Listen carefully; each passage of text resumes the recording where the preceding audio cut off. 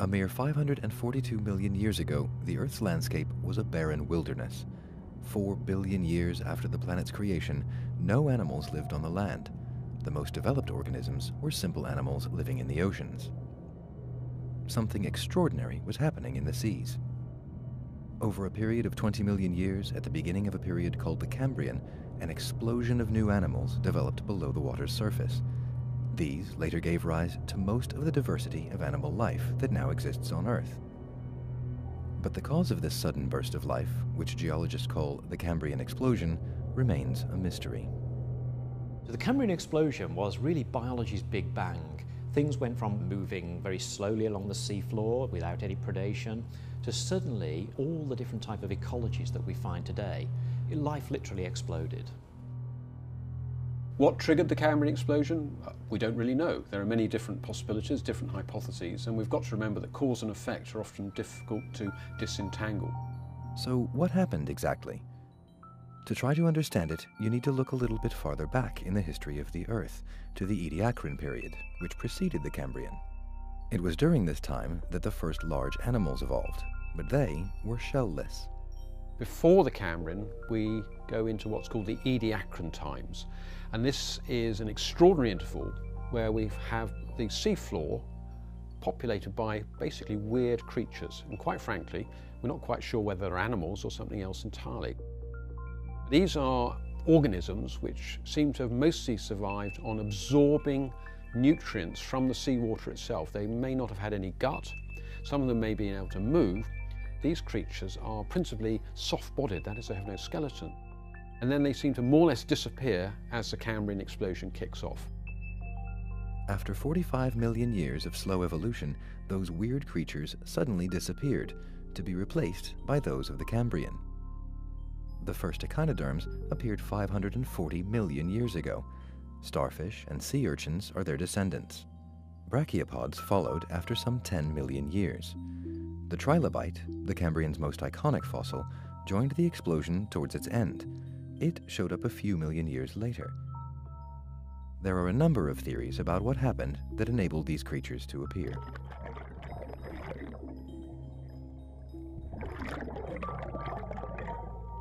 There's a theory, a hypothesis, suggesting that one of the factors that holding back the evolution of an animal is the availability of oxygen.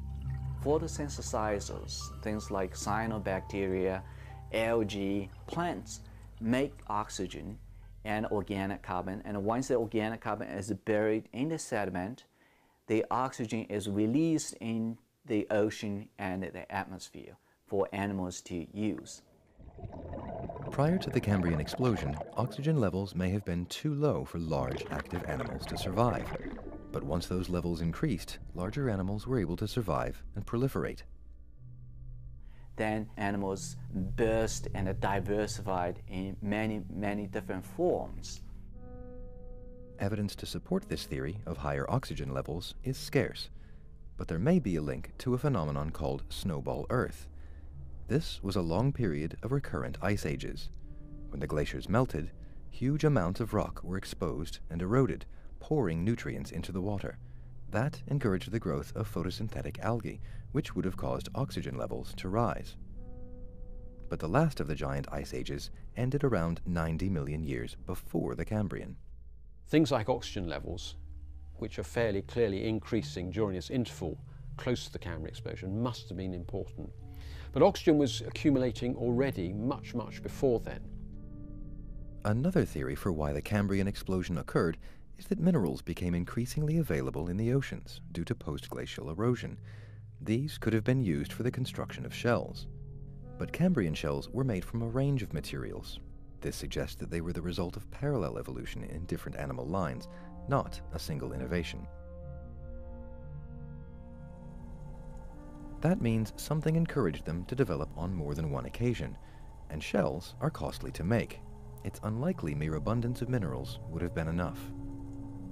Could a transformative innovation in the animals themselves be the explanation? One such innovation could be bilateral symmetry, which concentrates nerves and sense organs at an animal's front and encourages the development of an efficient gut with a mouth and an anus.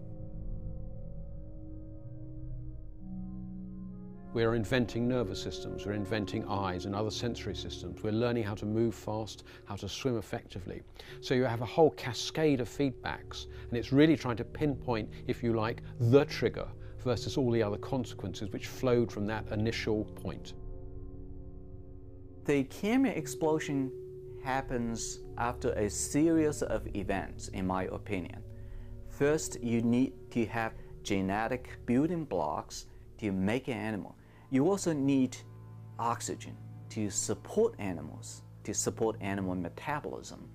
But that alone is not sufficient either. You also need a mechanism to drive the system into a runaway situation.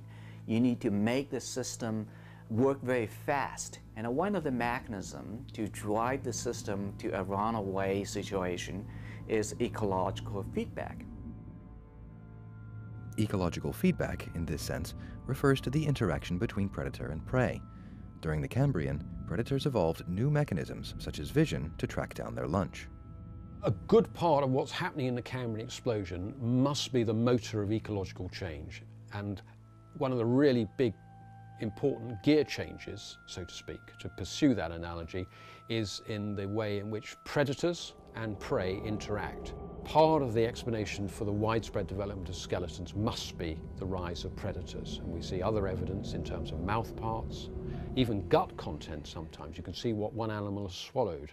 And all these things suggest that we are moving into an ecology which is radically different from anything ever before. An integral part of this is the evolution of nervous systems. And nervous systems, of course, include ultimately brains, and ultimately, of course, when animals come onto land, and sometimes even in the oceans, big brains which start thinking. Aha. Some believe the emergence of vision during the Cambrian period caused the rate of ecological change to accelerate. I believe that vision must have played a significant role. I think the fact that that event coincides with the start of the Cambrian explosion possibly could indicate that vision was actually the only thing that was required to trigger the Cambrian explosion. Light today is the most powerful stimulus of all, and vision is the most powerful sense. When that's unleashed on the world for the first time, it's going to create chaos. Now, the capability to sense light has been there for a long time. Even some bacteria has a way to sense light. Many microorganisms have a way to sense light. But the very complex eyes, they can very precisely position the prey. They can view 3 dimensions and allow the predators to very effectively catch the prey. That's a very important part of the ecological feedback that allows the Cambrian explosion to happen in a very rapid rate. Now we had this pinpoint accuracy. A predator could spot a prey, and also because it's got its fast swimming parts and hard parts itself, it could get to that animal instantly and tear it apart. So that means now there's huge selection pressures on all those soft bodies animals to evolve defenses against this, which means really hard parts. It means shields and spines, and also hard swimming parts to swim away itself. But not everyone agrees. Now, there's absolutely no doubt that eyes did evolve as part of the Cambrian explosion. My reservation with it is that eyes come in all sorts of shapes and forms, and primitive eyes are really little more than what we call eye spots. They're sensitive really to sort of shades of grey and white, and no more than that. And that's quite sufficient for the great majority of animals. They don't actually make an image on their eye. Whereas I think one of the dangers, if I may say so, of seeing evolution through our eyes is we have fantastically well-adapted eyes, which are the product of millions of years of evolution. And there's little doubt that those really sophisticated eyes only evolved a bit later. There is one other possibility. The disappearance of the ediacaran creatures may be the cause, not the consequence, of the Cambrian explosion. The explosion resembles the recovery from a mass extinction.